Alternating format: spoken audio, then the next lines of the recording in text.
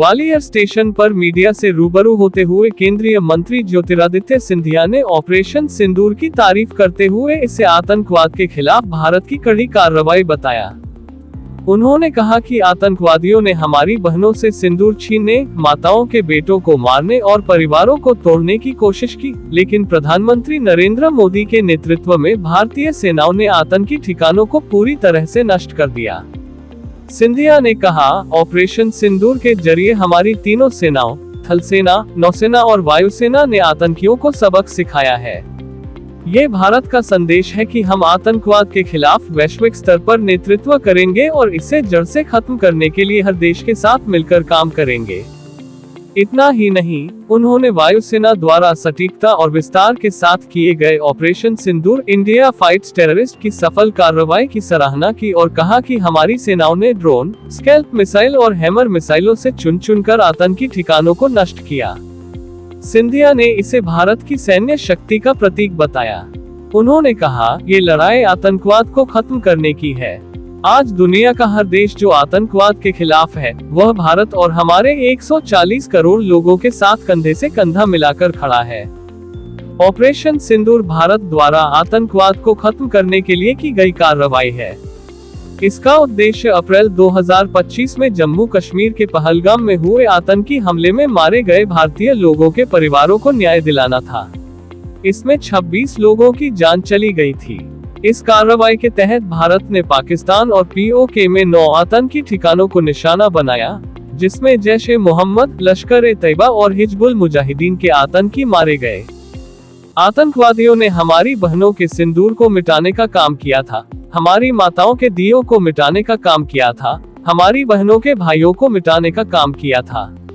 हमारे प्रधानमंत्री नरेंद्र मोदी जी के नेतृत्व में हमारी तीनों सेनाओं, थल सेना, नौसेना और वायुसेना ने उन आतंकवादियों और उनके ठिकानों को हमेशा के लिए मिटाने का काम किया।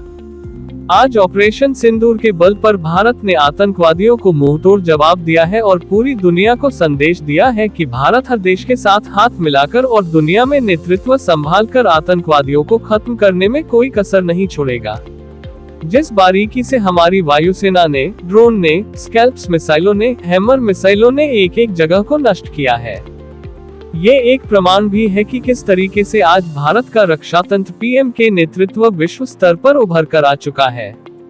ये युद्ध आतंकवादियों के विरुद्ध, आतंकवाद को खत्म करने के लिए, इसमें विश्व का हर देश जो आतंकवाद के विरुद्ध खड़ा है, वो आज पीएम और भारत के 140 करोड़ वासियों के साथ खड़ा हुआ है। संवाददाता रिपोर्ट, समाचार network Madhyanchal today digital, Gwalior, Madhya प्रदेश।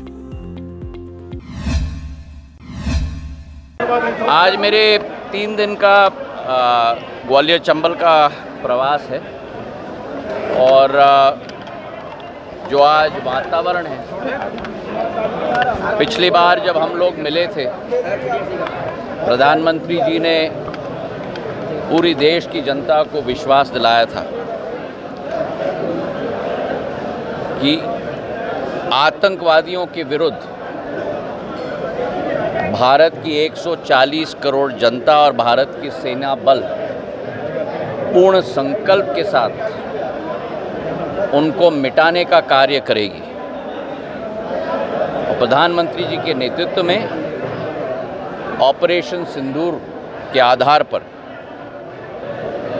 हमारे तीनों सेना बल, वायुसेना, आर्मी और नेवी ने संयुक्त ऑपरेशन के आधार पर 9 ऐसे जगह ध्वस्त करके छोड़ दिए हैं जहां से आतंकवादियों का ग्रह की शुरुआत होती थी।